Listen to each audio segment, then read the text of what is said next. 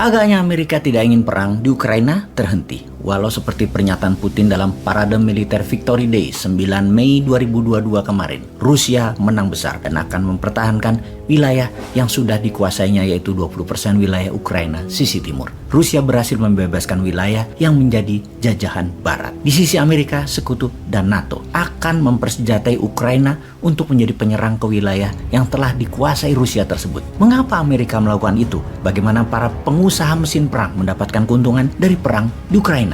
Kita kembali ke topik. Bagaimana raksasa mesin perang mendapatkan keuntungan dari perang di Ukraina? Amerika dalam 70 tahun setelah Perang Dunia Kedua melancarkan lebih dari 80 kali serangan militer yang dapat dipolakan serangan tersebut, yaitu 70% wilayahnya adalah wilayah negara penghasil fosil oil atau minyak bumi dan gas. Sisanya adalah wilayah yang diperkirakan akan diambil komunis dalam masalah ideologi, makanya diserang Amerika. Sisanya lagi adalah untuk mempengaruhi sebuah pemerintahan agar tunduk ke Amerika karena calon pemimpin atau pemimpin tersebut di sebuah negara memang anti Amerika. Karena itu harus dikendalikan dalam tanda petik. Itu dari kacamata geopolitik dan strategi luar negeri ala Amerika. Amerika itu negara swasta, di mana senjata perang adalah swasta yang memproduksi.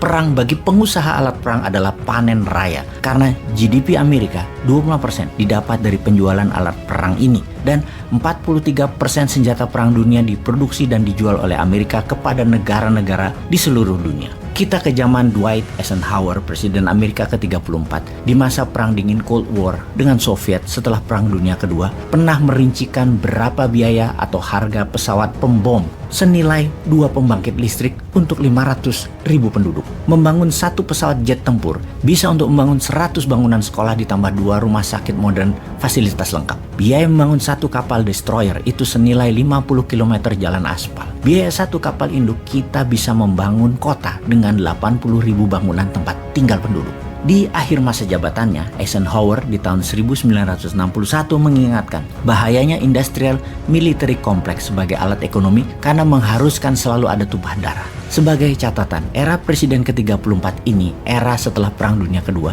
Amerika lagi masa jaya baby boomers dan tidak ada perang militer yang berarti, hanya perang intelijen. Namun perlombaan membuat senjata pihak NATO, Sekutu, dan Uni Soviet jor-joran, besar-besaran. Setelah dirinya diganti oleh Kennedy yang tidak mau perang kecuali serangan ke Teluk Babi ke Kuba, dan Amerika pun kalah, yang menurut cerita konspirasinya berikutnya, Kennedy dieksekusi oleh katanya orang CIA demi perang di Vietnam terselenggara.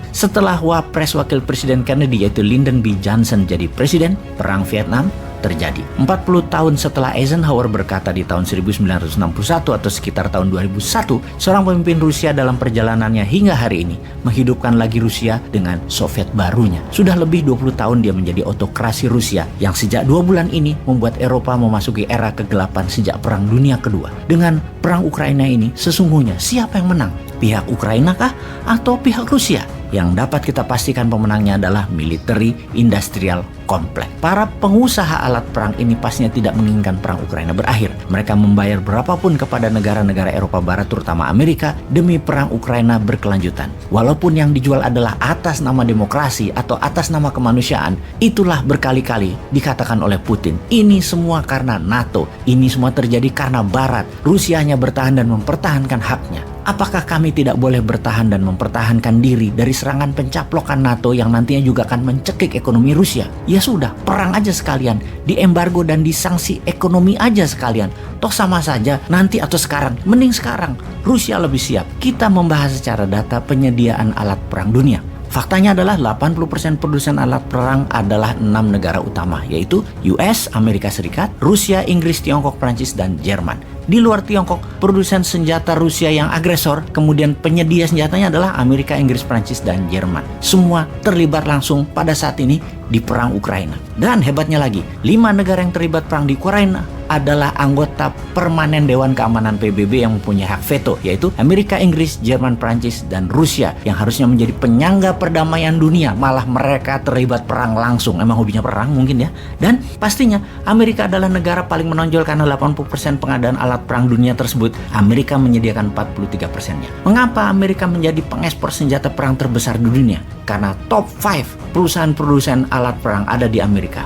Lockheed Martin, Boeing, Northrop, Raytheon, dan terakhir General Dynamic. Senjata-senjata buatan Amerika saat ini semua ada di Ukraina. Senjata pembunuh lethal weapon tersebut yang termodern ada di sana seperti Switchblade drone, armor and tactical vehicle, howitzer, misil Javelin, anti-tank, dan lain sebagainya. Intinya saat ini para pengusaha alat perang meyakinkan pemerintah Amerika untuk menyiapkan amunisi dan alat perang tambahan kepada Ukraina dan sekutunya untuk perang di Ukraina. Jadi pertanyaannya, siapa yang menginginkan perang itu berakhir? Gak bakalan lah. Yang punya power memang cari alasan untuk perang berkelanjutan panjang. Kalau Indonesia, apa sarannya? Apakah kita akan menjadi negara penyeimbang? Kalau iya, putuskan untuk civis pacem para bellum. Kalau Anda ingin damai, bersiaplah untuk perang.